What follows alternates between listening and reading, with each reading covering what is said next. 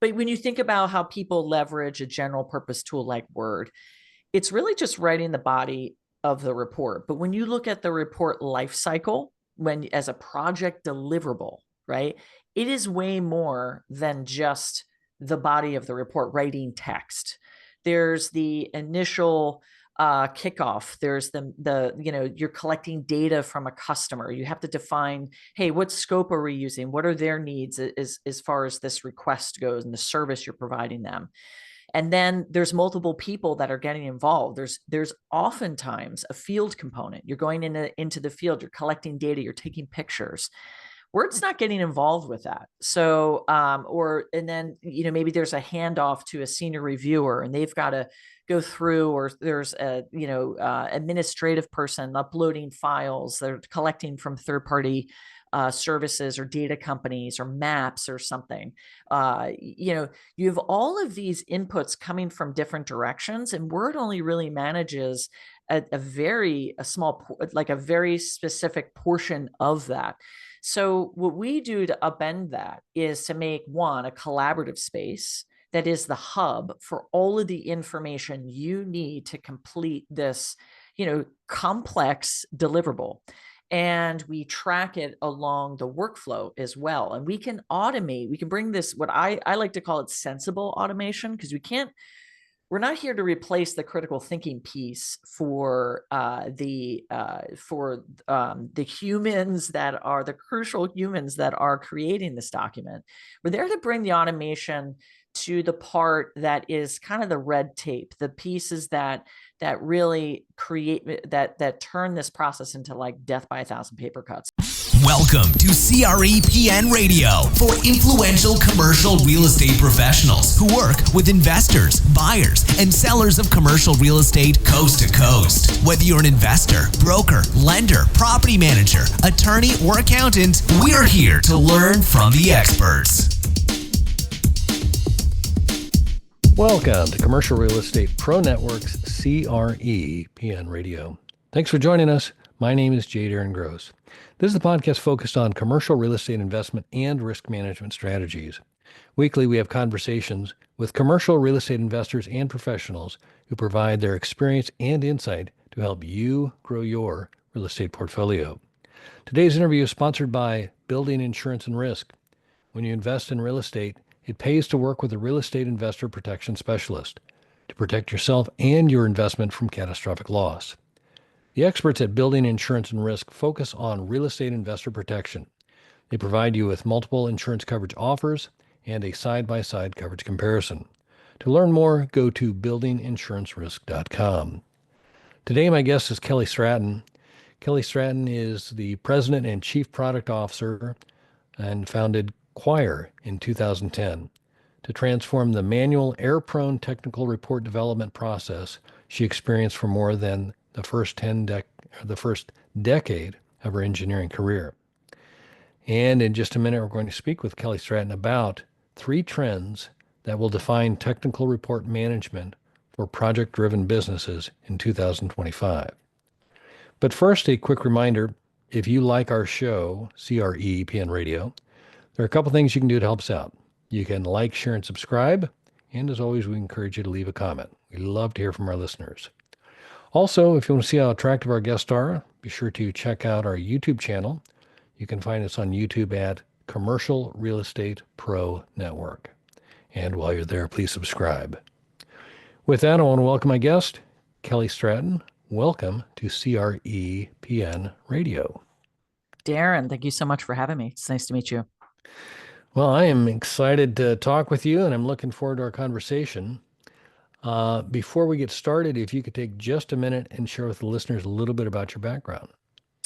Yeah, my background, as you mentioned, it's not in computer programming. So the irony of me kind of being in the software space is should not be lost on anyone. My background is more as an environmental engineering. I worked environmental consulting for a number of years in due diligence and compliance and the like.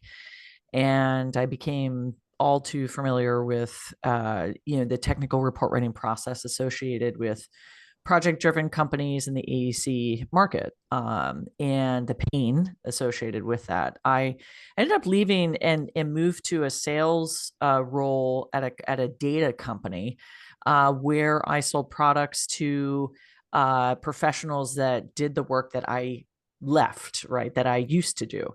And I really started to see this through line. When you see everybody kind of writing reports and kind of doing that work the same miserable way that you were doing it at one time, it's like, man, like there's got to be a better way to do this. And there was just a confluence of timing and wanting to kind of start my own thing that I can't tell you why I thought I could pull it off, but I ended up becoming an entrepreneur in the software space and building this technical report writing platform that has become Quire. And that was 15 years ago.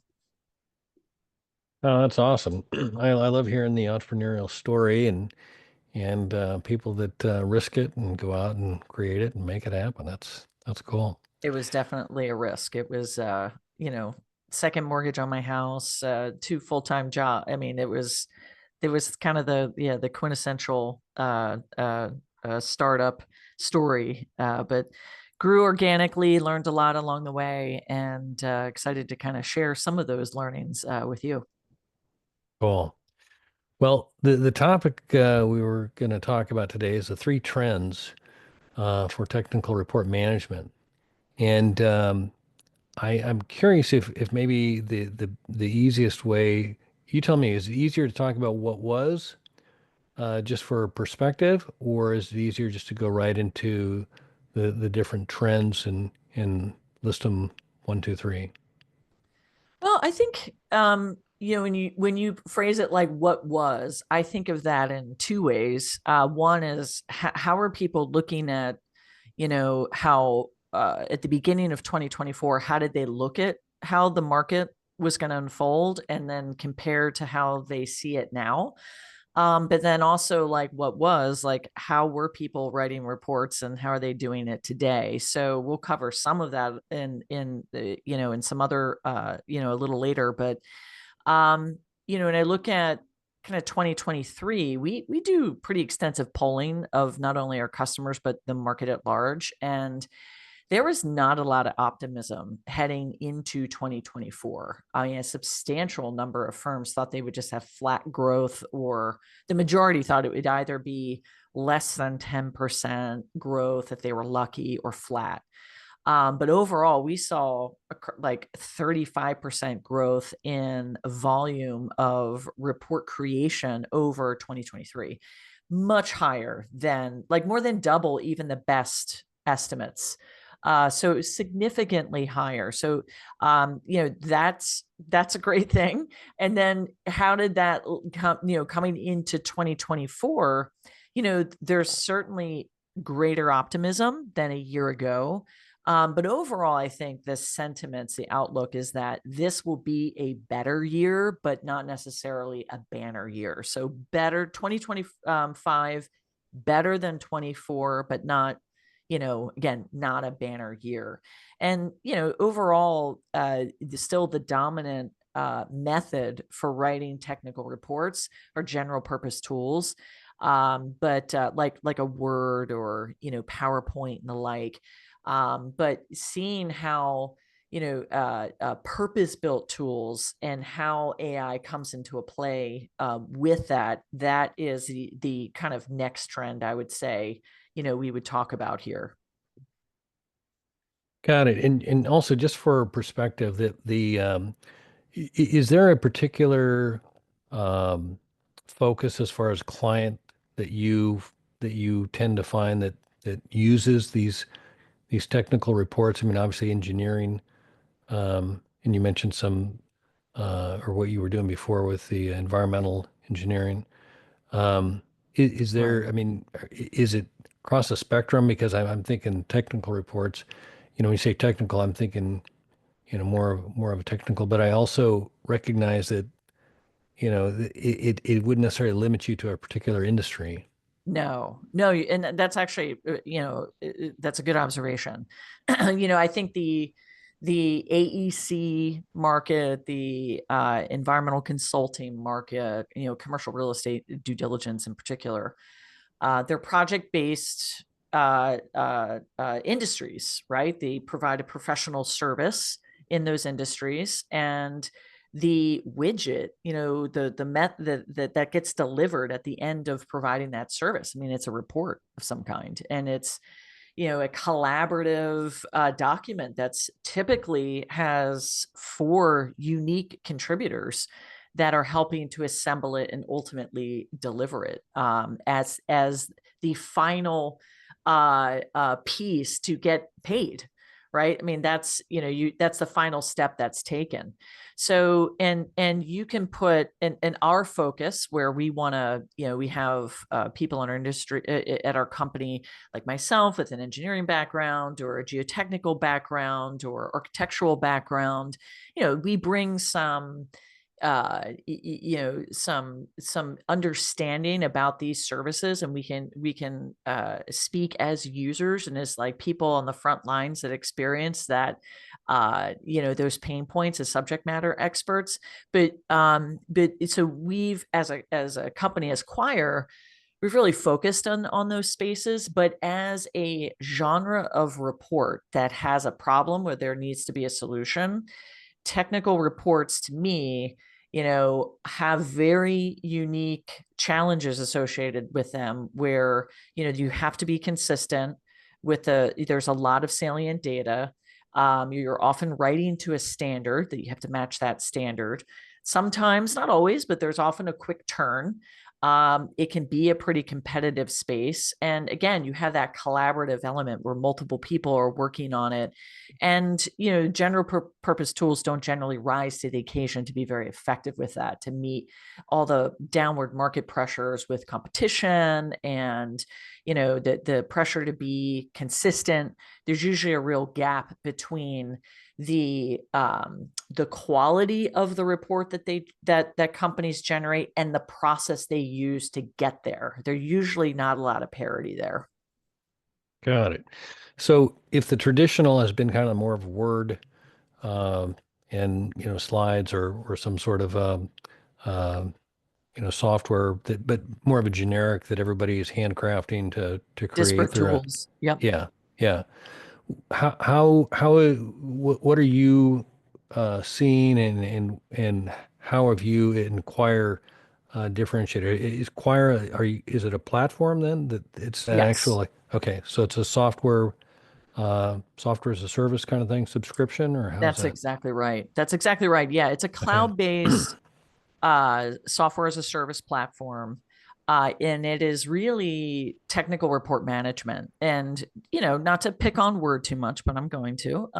But when you think about how people leverage a general purpose tool like Word, it's really just writing the body of the report. But when you look at the report life cycle, when as a project deliverable, right, it is way more than just the body of the report, writing text. There's the initial kickoff. There's you're collecting data from a customer. You have to define, hey, what scope are we using? What are their needs as far as this request goes and the service you're providing them? And then there's multiple people that are getting involved. There's oftentimes a field component. You're going into the field, you're collecting data, you're taking pictures. Word's not getting involved with that. So, and then, maybe there's a handoff to a senior reviewer and they've got to go through, or there's a, administrative person uploading files. They're collecting from third-party services or data companies or maps or something. You have all of these inputs coming from different directions, and Word only really manages a very specific portion of that. So what we do to upend that is to make a collaborative space that is the hub for all of the information you need to complete this, complex deliverable. And we track it along the workflow as well. And we can bring this, what I like to call it, sensible automation, because we're not here to replace the critical thinking piece for the humans that are the crucial humans that are creating this document. We're there to bring the automation to the part that is kind of the red tape, the pieces that really create that turn this process into like death by a thousand paper cuts. So we can automate the formatting, we automate the assembly, we make it easier to stream data from the field into the report or from other third parties. And just help bring in things like winning repeatable language and things like that. And, we save our customers 20 to 50% of their time over using like a general purpose tool. And then, of course, a system like a cloud-based system like ours that can connect to all your other crucial systems, like your financial system, your ERP system, your CRM, what you name it. So all those things work together. But that's what I see. I mean, not a lot of companies that write technical reports see it as this crucial profit center in their business, or the area that sucks a tremendous amount of bandwidth from their team. So that's once companies kind of flip that switch, they have that awakening and they stop overlooking it, they really transform their business, they increase their profitability, they make their people happier, and they're able to deal with all these the challenges on the horizon that are here happening today, and they're only going to get more significant, in the months and years ahead.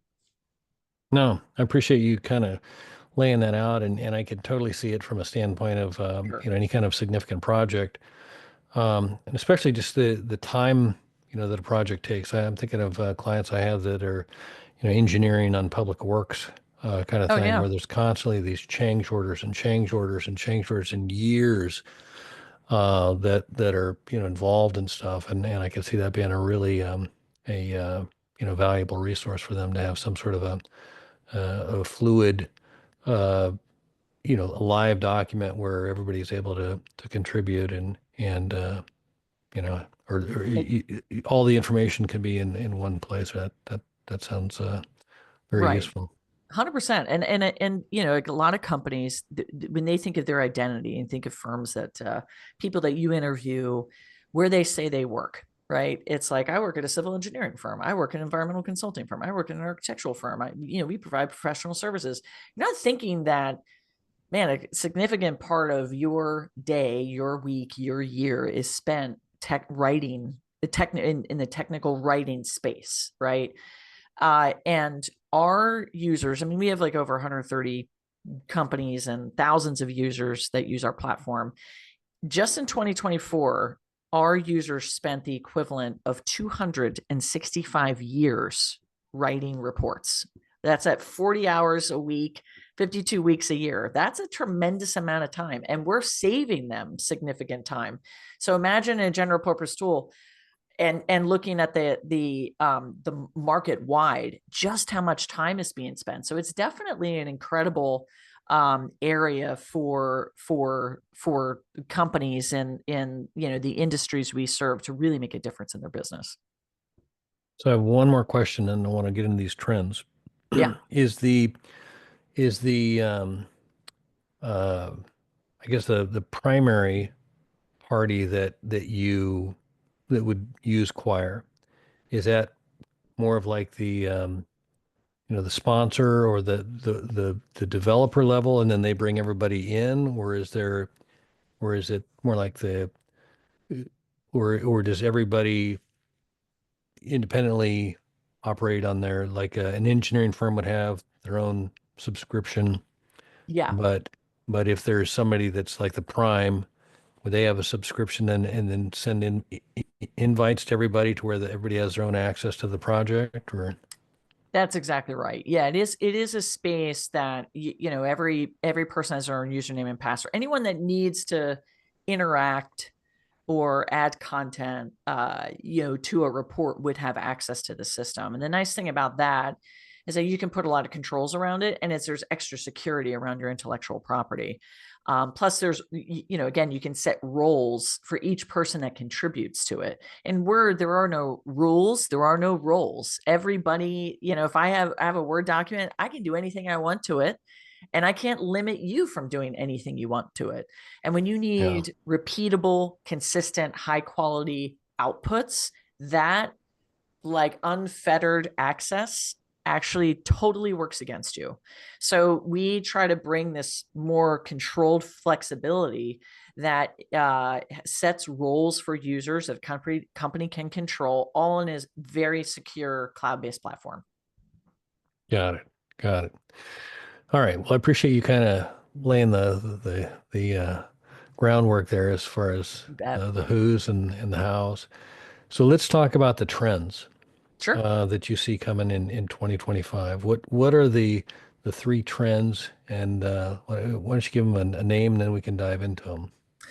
Yeah, I kind of touched upon the first one already, and those are the, like kind of the macroeconomic conditions that are fueling higher report volumes. And we started to see them really hit last year with interest rates, and we know, I mean, interest rates do the rising and or the rising interest rates or falling interest rates have the impact that they intend, right? They're going to heat up the economy, or they're going to slow it down. So and report volumes are directly proportional to that.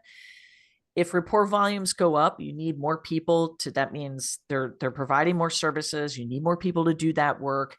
And as I said, heading into 2024, the sentiment was really kind of meh. It was not expecting a lot of growth and really outperformed last year. So heading into this year, we do also expect to be, again, a better year than last. Again, not a banner year, but certainly better from last. And, I mean, things certainly can change, but I mean, that's the sentiment. That's what companies are preparing for.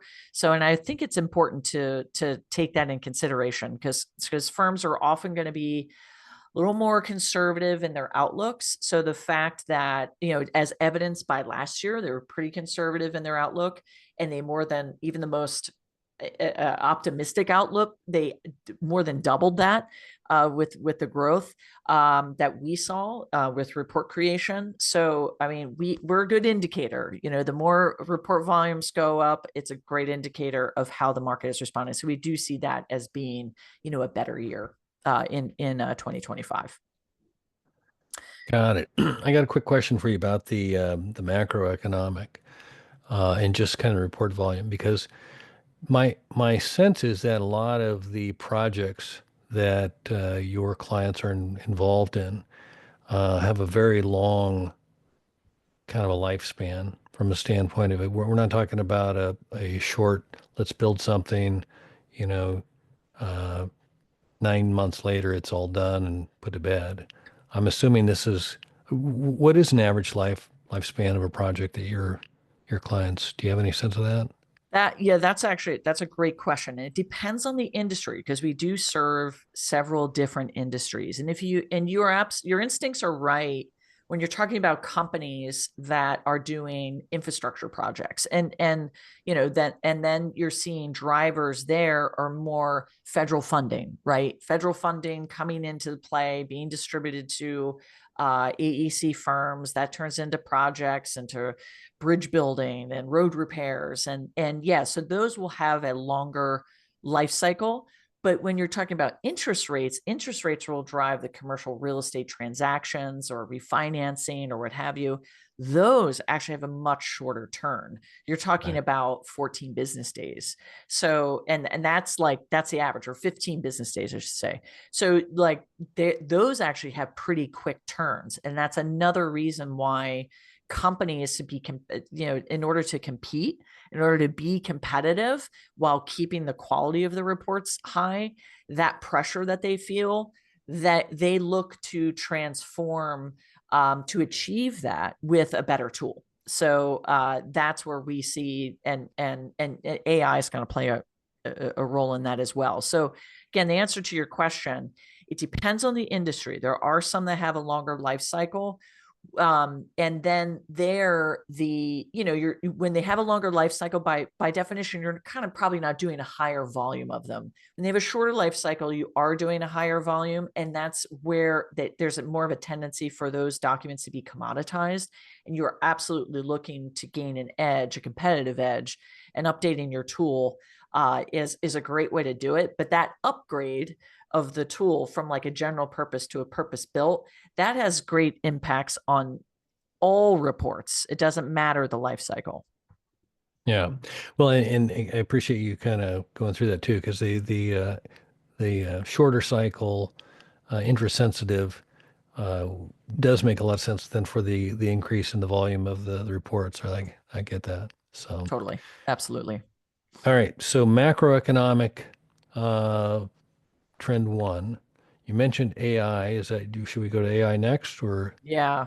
okay? Yeah, because I mean, it's hard to escape it. It's not going anywhere. I would say in our industry, the industry with like AEC, the engineering, environmental consulting, that this area has always historically been in the bottom quartile of industries to adopt technology. And when we're talking about AI, still lagging, this industries are still lagging behind, but we've seen things change and moving fast. So we did a poll. I referenced a poll that we did last year where we talked about kind of sentiments where you're expecting in the market. We also asked them about sentiments around AI. And last year, 38% of firms said they had no plans to utilize AI based tools in their technical report workflows. Okay. That's 38% had no plans. A year later, that number dropped less than half, less than 18% said they had no plans. That's a real significant shift for an industry that hasn't historically been quick to adopt change or technological advances. So it's happening, it's moving fast. So something's happening with AI. Now, what is that thing? I think much of the talk about the promise of like generative AI has often focused on content generation, right? And I think a lot of people the industries we serve, they immediately like, uh-oh, like, does that mean you're taking humans out of it? And I would emphatically say no, this is not the point of AI in our sector to take humans out. That is, I don't hear that this like purely content generative approach is really in this space. So I don't hear and I don't see that from my perch. We think the market is pretty far off from replacing humans with AI. And look, maybe on the lower end of the market there is more interest in generative AI, like, throw some data together, write my report for me, right? But the customers that we're dealing with, and that we work with and talk to, like more large to medium sized firms, they're focused in different ways. And some of that is around creating like new opportunities and then also solving for existing problems.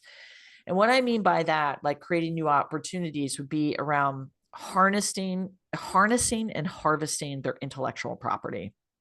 So you think companies that have been in business, they're churning out reports, whether high volume or longer term projects.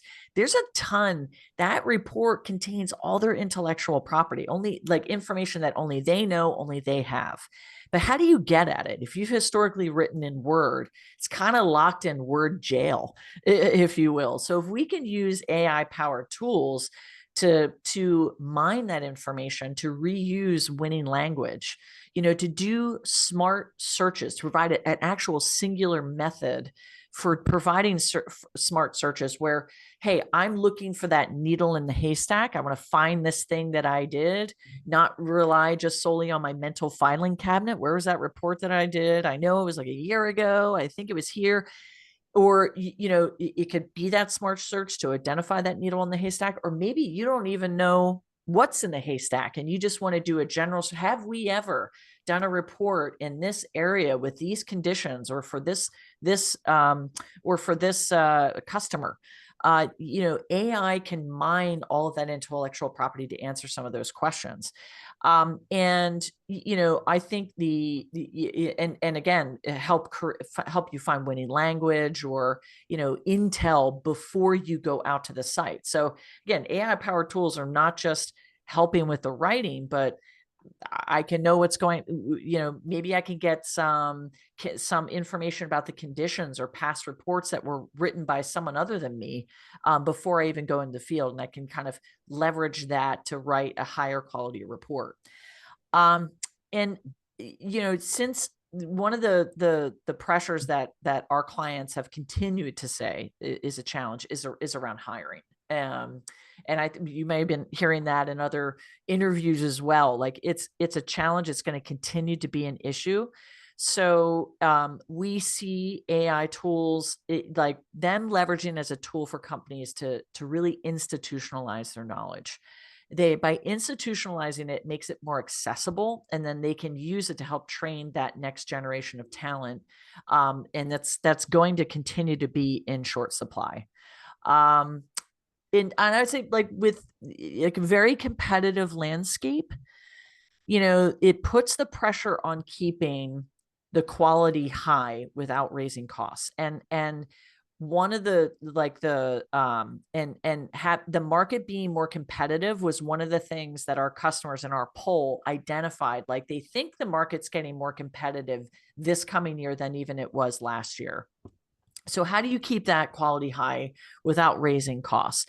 I see, and to get like even like a specific example of how you could leverage AI and how we're thinking of it, using AI as sort of like this quality assurance filter, not just relying on overtaxed senior reviewers that are looking at 100 reports a week and diving in. Using AI as saying, let's analyze the human generated content and maybe look for inconsistencies. Like, for example, maybe you're looking at a property condition assessment and you have AI, hey, search all the PCAs in this portfolio. Are there any discrepancies between what we say in the cost tables, right, versus what we say in the narrative? And it can analyze them in seconds and say, hey, and here's a report where we say we had a $60,000 roof repair in the cost table, but in the narrative, we say it's a $50,000. So what is right? Let's get that before it goes out to the customer. So that's kind of some ways that you can think about how AI can be, a tool to help humans perform better.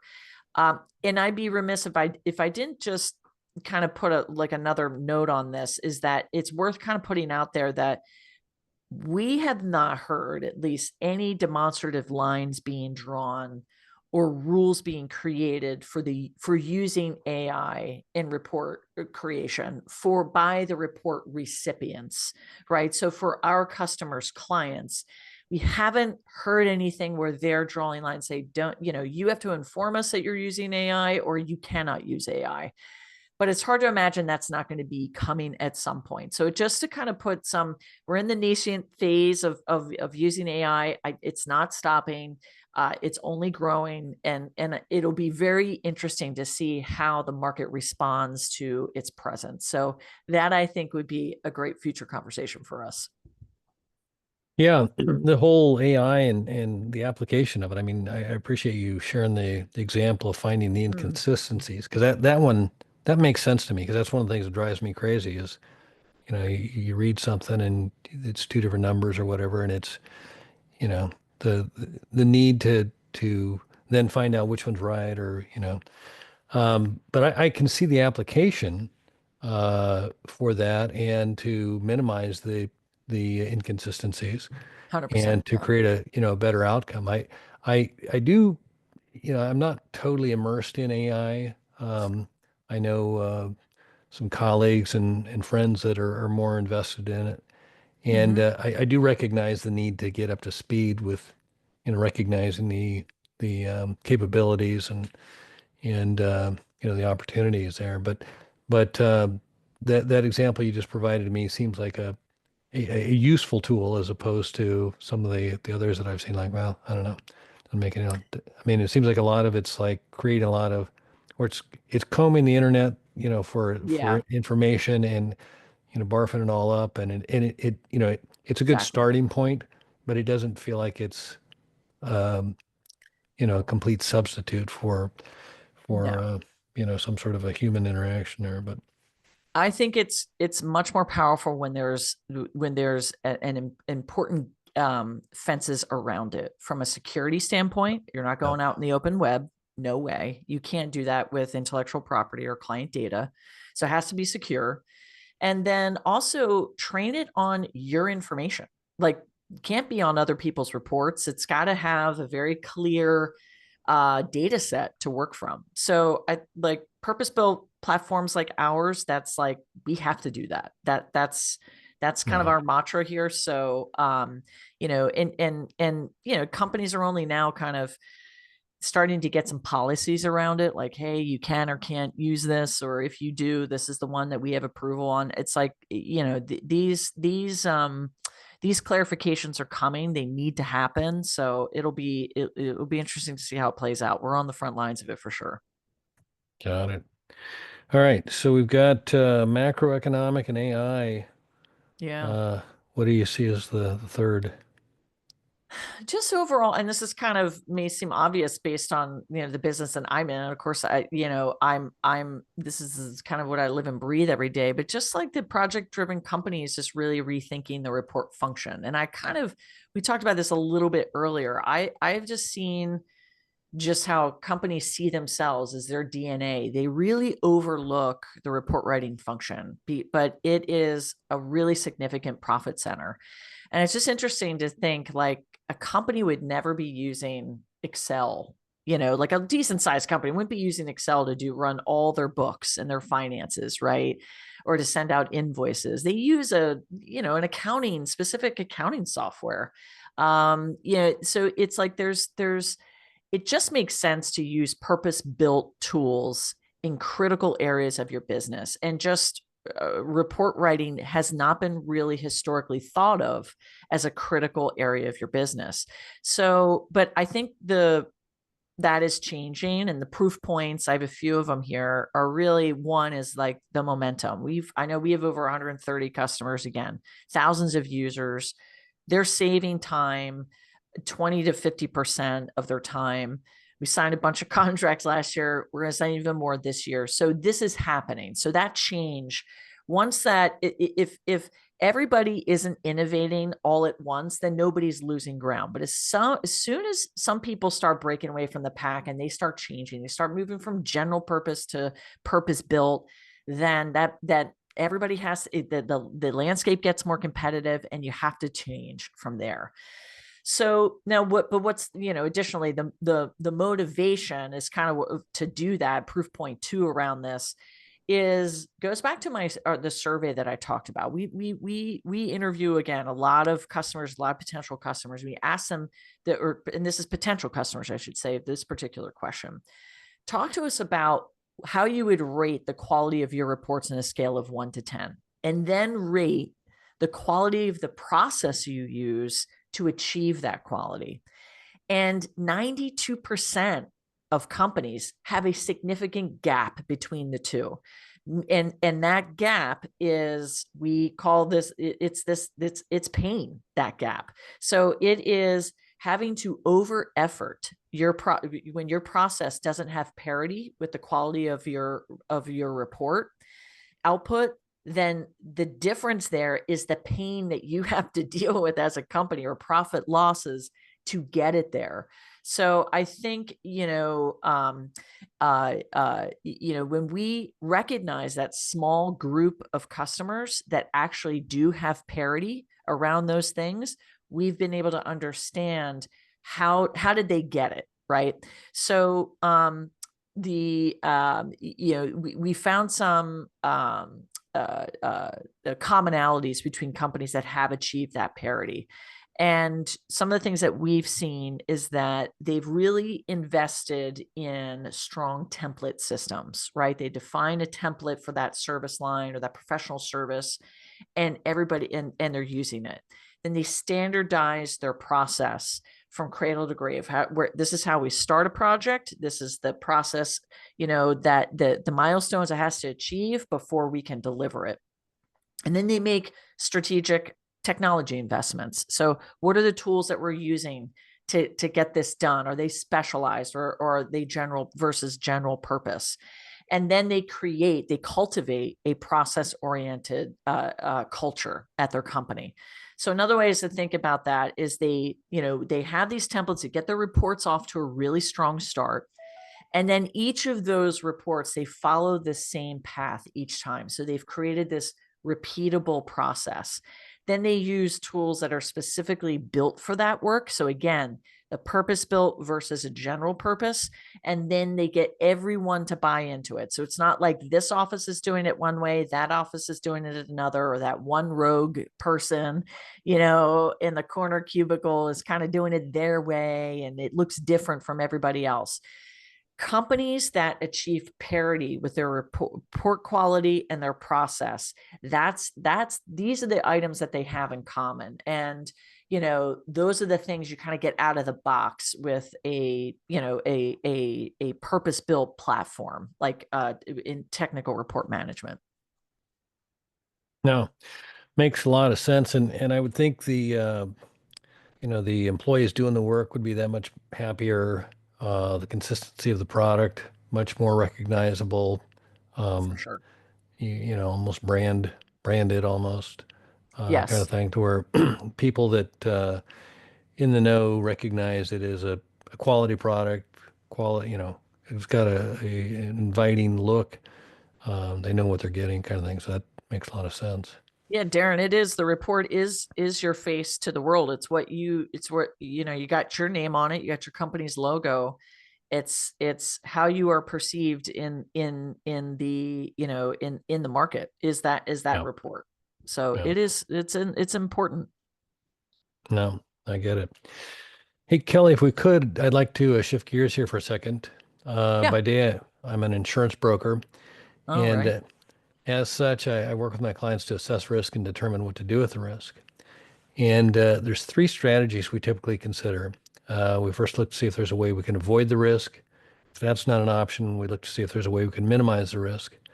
And if we cannot avoid nor minimize the risk, we look to see if we can transfer the risk. And that's what an insurance policy is. It's a risk transfer vehicle. And as such, I like to ask my guests if they can look at their own situation.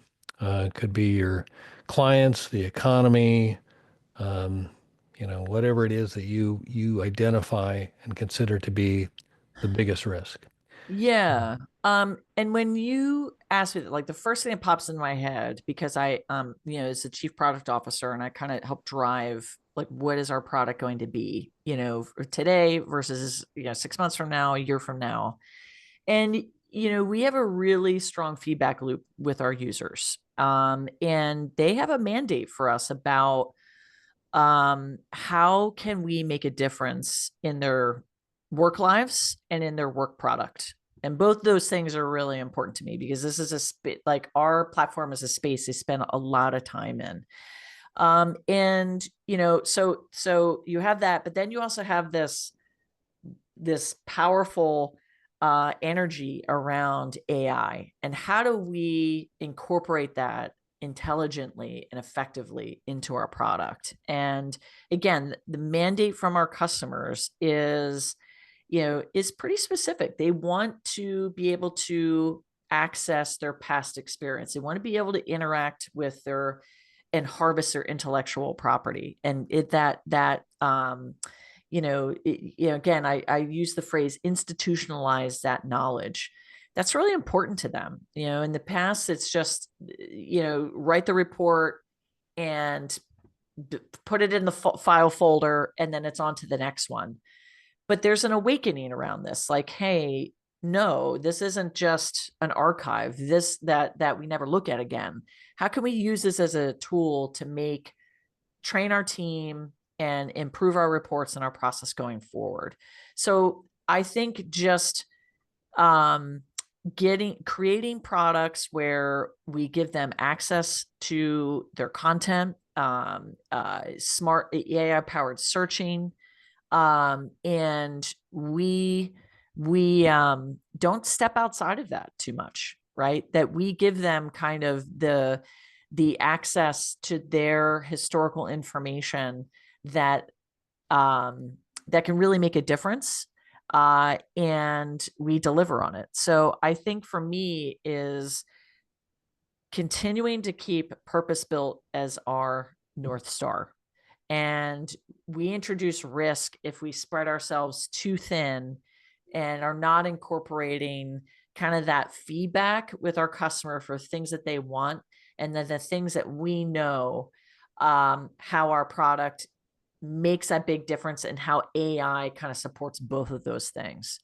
So that's how I'd say that risk is getting AI right for our customers, helping lead them away, lead the way for them, being their innovation partner, and not spreading ourselves too thin. No, well said. And I'm sure a lot of people are going to be facing that similar, reality of how to incorporate that and So make it much all hype, work. right? Yeah, yeah. There's so much hype around it. So how do you manage that and make a difference and not react to react it the right way, right? The right direction and the right amount. Well said. Kelly, where can listeners go if they'd like to learn more or connect with you? Yeah, absolutely. Our website, which is openquire.com. So OPENQUIRE.com. And of course, you can email me if you want to reach out at kellys@openquire.com. Got it. Well, Kelly Stratton, I cannot say thanks enough for taking the time to talk today. I've enjoyed it, learned a lot, and look forward to doing it again soon. Thank you, Darren. And I'd be remiss if I didn't say go birds at the end of this. I appreciate that. All right. For our listeners, if you like this episode, don't forget to like, share, and subscribe. Remember, the more you know, the more you grow. That's all we've got this week. Until next time, thanks for listening to Commercial Real Estate Pro Network's CREPN Radio. You're listening to CREPN Radio for influential commercial real estate professionals. For more information on this or any of our guests, like us on Facebook, CREPN Radio.